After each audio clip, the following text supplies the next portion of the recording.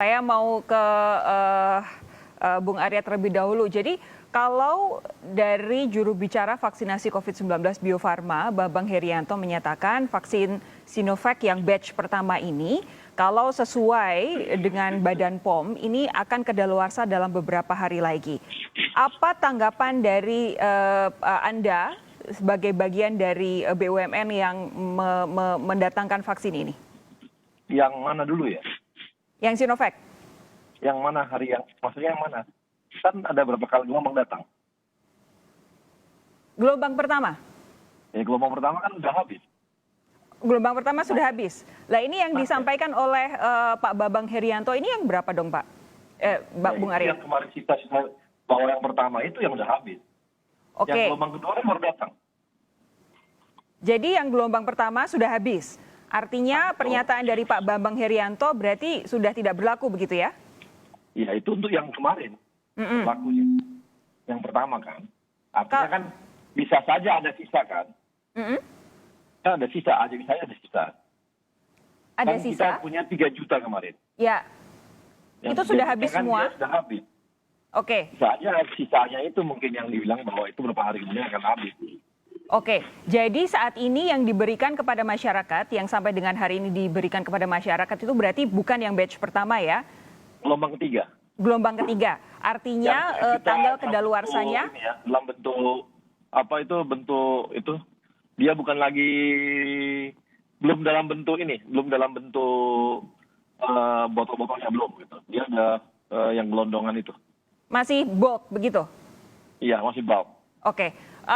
Kalau kemudian saat ini yang jadi masalah adalah di media sosial masih ramai ada berbagai macam tanggapan mengenai pernyataan bahwa vaksin Sinovac ini akan kedaluarsa dalam waktu beberapa hari.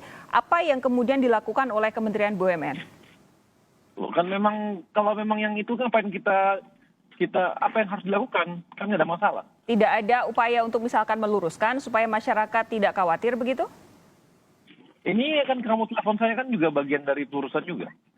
Oke, jadi begini dianggap cukup ya, Bung Arya ya? Bukan dianggap cukup, jangan mancingnya gitu. Artinya ya, kan makanya harus didengarkan apa yang diomongkan oleh juru bicara Bio Farma. Jadi Anda pun harus dengarkan juga. Kan dia bilang yang tahap pertama, yang gelombang pertama, kan udah habis. Yang jadi masalah, begini. Kalau justru inilah yang pengen kami tanyakan. Bahwa tidak bisa disamakan antara pengetahuan teman-teman di Kementerian BUMN dengan masyarakat awam. Ketika ada juru bicara vaksinasi, terutama dari Bio Farma menyatakan ada vaksin yang hendak kadaluarsa, otomatis masyarakat fokusnya akan ke situ, bukan ke batch pertamanya. Masyarakat tentu tidak tahu yang disuntikan itu sudah batch yang keberapa, begitu kan? Udah jelas kan, Bio Farma sudah mengatakan, Bio Farma kan BUMN juga. Kan dia sudah mengatakan bahwa itu yang batch pertama. Oke, saya beralih ke Pak Diki. Pak Diki, kalau seperti ini, yang pengen saya tanyakan adalah tanggapan dari Pak Diki soal beredarnya informasi ini. Kenapa kemudian dari Bio Farma mengeluarkan pernyataan seperti itu? Dan kenapa ada perbedaan antara manufacturing date kedaluarsa dari manufaktur, dari produsennya, dan juga dari BPOM? Ya, jadi memang expired date ini jadi isu ya di dunia, terutama untuk vaksin-vaksin yang kiriman jadi ya. Kiriman jadi itu kayak Pfizer atau AstraZeneca. Nah, memang ini saya bantu menjelaskan pada publik ya, karena publiknya harus tahu dengan benar bahwa kalau vaksin Sinovac ini kita menerima dalam bentuk bulk. Jadi barang setengah jadilah kurang lebih. Sehingga yang disebut dengan masa expired date-nya itu ya terutama ya nanti setelah dijadikan satu kemasan.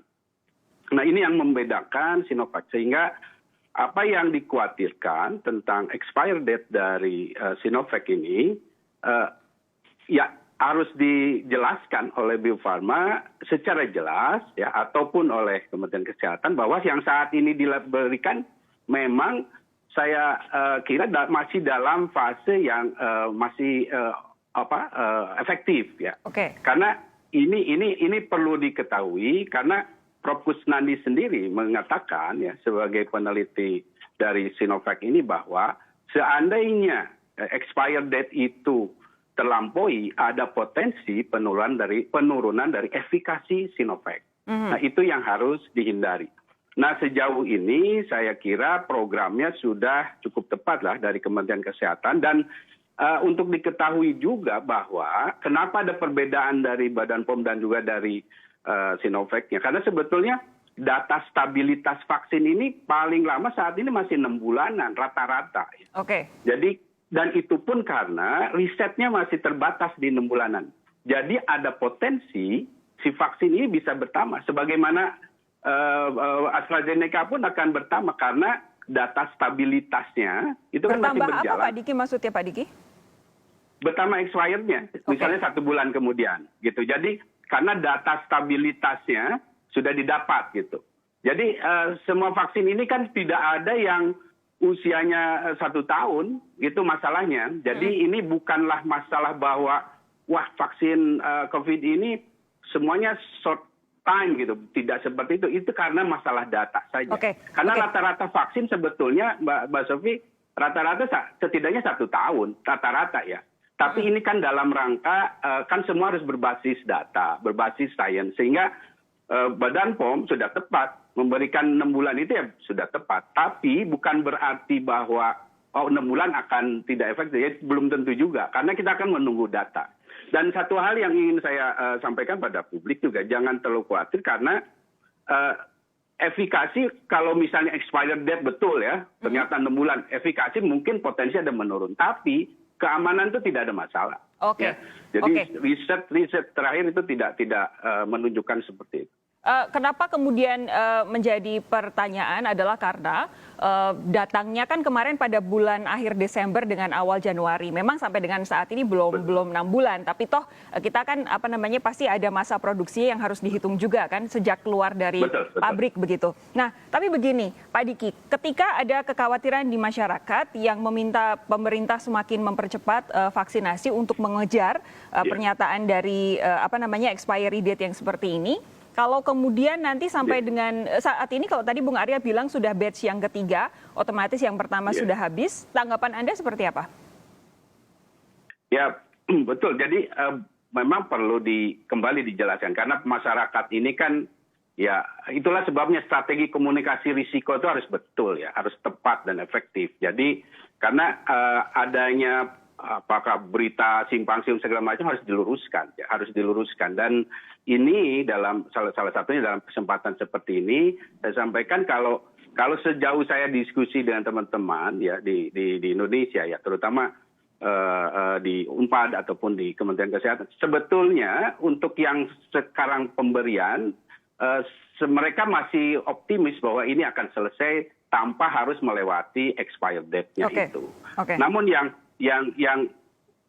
yang perlu sekali lagi diketahui bahwa tentu kita harus percepat ini operasionalisasi dari vaksinasi ini, karena bagaimanapun juga ini bukan masalah juga expired masa berlaku yang habis, tapi juga kita harus bekerja dengan upaya menurunkan angka kesakitan kematian. Sebetulnya 2 hal ini Mbak Sofi. Jadi bahwa iya ada batasan di expired date, dan juga kita sebetulnya lebih pada mengacu untuk upaya menurunkan angka kesakitan dan kematian. Dan jangan lupa juga Mbak Sofi bahwa di sisi bahwa ada expired date, tapi penurunan kualitas dari vaksin itu bisa juga karena misalnya salah menyimpan, salah pengemasan dan lain sebagainya. Nah ini yang tentu harus terus ditingkatkan kualitas penjaminan mutu dan evaluasi dan monitoring ya dari penyimpanan vaksin ini. Apalagi Pak Presiden sudah menargetkan 1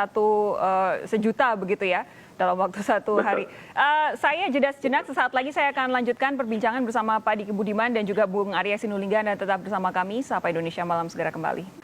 Pak Diki, saya ingin kembali menggali tadi pernyataan Anda, kalaupun nanti lewat dari 6 bulan, masyarakat tidak perlu khawatir karena toh keamanan itu masih bisa terjamin begitu. Nah ini supaya kita juga yang sebentar lagi dapat jatah vaksinasi juga lega. bisakah kami diyakinkan bahwa ketika nanti semuanya ini kan dalam batch itu berdatangan terus gitu, ada jadwal vaksinasi terus gitu. Bisakah kami semua diyakinkan bahwa sampai dengan nanti masyarakat semua tervaksinasi, kondisinya semuanya aman dalam hal kaitannya dengan kadaluarsa? Ya, karena saya 23 tahun di Kementerian Kesehatan dan Kementerian Kesehatan ini punya pengalaman panjang ya dalam pemberian vaksinasi, dan vaksinasi ini satu program yang jadi program rutin ya, program rutin sehingga pelaksanaan dari vaksinasi ini dari hulu ke hilir sudah satu hal yang sangat dikuasai ya, terutama di Direktorat Jenderal P2PL, sehingga dalam pelaksanaan, dan itulah sebabnya kita bisa melihat sebetulnya salah satu intervensi dalam keluar dari atau strategi pengendalian pandemi ini, vaksinasi ini kalau boleh saya acungi jempol, 2 jempol ya, karena ya memang karena sangat cermat, tepat gitu, dan termasuk untuk masalah pemberian vaksin, baik kadaluarsanya maupun nanti perhitungan alokasinya, saya bisa pastikan sih sudah tidak menjadi masalah ya. Hanya memang ini yang menjadi masalah dalam kondisi pandemi ini, expired date dari vaksin berbeda dengan vaksin secara program rutin yang sudah kita ketahui masa kadaluarsanya tuh ada 1 tahun, ada yang lebih, ya bahkan ada 3 tahun.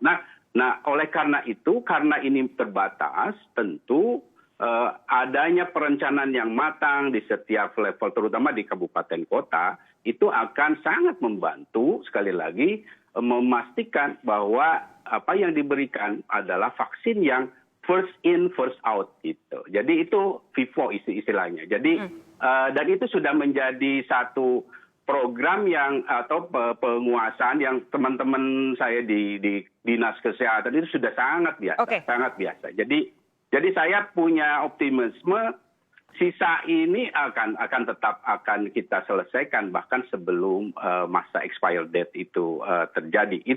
Itu yang ingin saya sampaikan. Oke, Bung Arya, jadi ketika ada pernyataan kemarin soal expiry date, masyarakat tentu saja pasti akan reaktif begitu ya. Tapi tadi Anda sudah clearkan ini yang expired sudah yang batch pertama, saat ini kita sudah masuk batch yang ketiga. Apakah kemudian ketika ada kekhawatiran-kekhawatiran seperti ini, jadi membuat pemerintah semakin serius begitu, semakin berusaha untuk mempercepat program vaksinasi supaya tidak ketemu lagi masalahnya seperti ini? Seperti yang saya katakan tadi, bahwa kenapa kita nggak perlu khawatir? Karena memang yang habis ini adalah yang expired oleh batch 1, batch 2 yang memang sudah habis. Sekarang adalah yang bulk yang dikerjakan oleh kawan-kawan Bio Farma yang masuk kemarin 7 juta ya, yang lagi dikerjakan semua juga, dan belum juga itu bulk itu seperti kata dokter tadi, bahwa ini adalah dia dihitung mulai ketika dimasukkan dalam botol itu gitu ya. Nah, itu baru dihitung dia expiry 6 bulan. Nah, sekarang yang dalam bulk itu pun yang 7 juta itu belum semua dijadikan dalam botol-botol. Ya. Jadi prosesnya saat ini adalah proses yang sudah habis, belum ada yang expire yang dalam sekarang ini. Oke. Karena belum masuk botol begitu ya? Ya.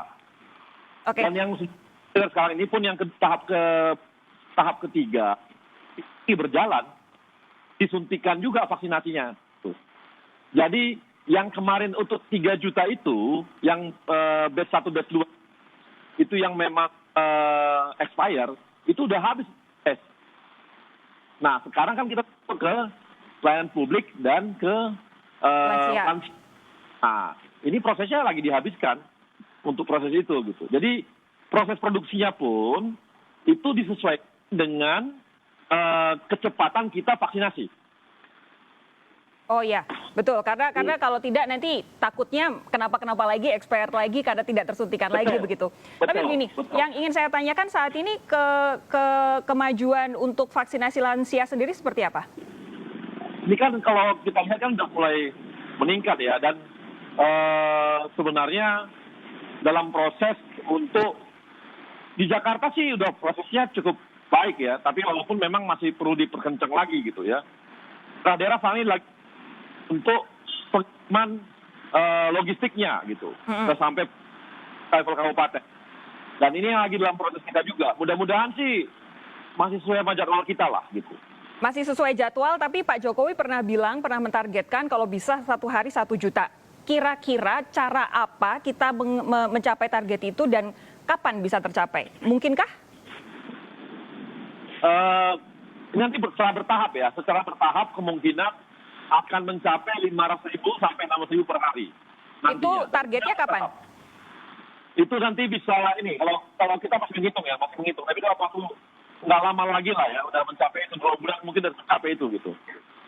Dalam waktu 2 bulan? Iya. Oke, 2 bulan tapi ini.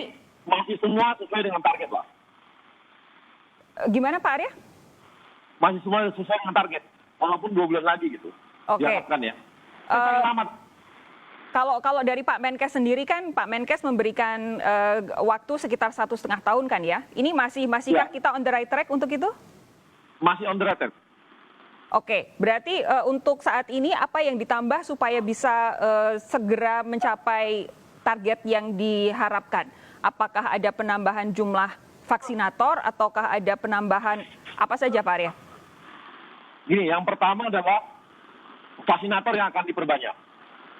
Sehingga kita akan melibatkan banyak swasta juga. Sekarang swasta mulai dilibatkan. Artinya kawan-kawan dari klinik-klinik swasta, rumah sakit swasta itu mulai dilibatkan dalam proses vaksinasi. Ini vaksinasi pemerintah kan ya? Bukan yang mandiri ya? Ya, ini untuk nakesnya. Tenaga kesehatannya yang kita minta bantuan mereka untuk membantu. Ya, udah mulai dilakukan seperti itu. Kemudian nanti distribusinya dipercepat. Oke. Ketika vaksinatornya sudah tercapai sesuai dengan target gitu.